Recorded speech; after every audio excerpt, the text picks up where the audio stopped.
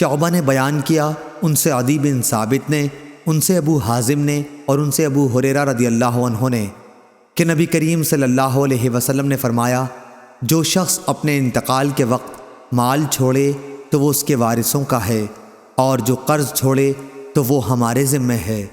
صحیح بخاری حدیث نمبر 2398۔ ابو ہریرہ رضی اللہ عنہ نے بیان کیا کہ نبی کریم صلی اللہ علیہ وسلم نے فرمایا، ہر مومن کا میں دنیا و آخرت میں سب سے زیادہ قریب ہوں، اگر تم چاہو تو یہ آیت پڑھ لو۔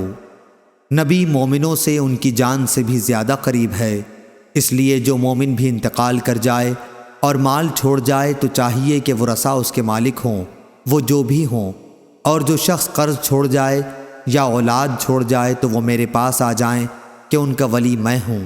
صحیح بخاری حدیث نمبر 2399۔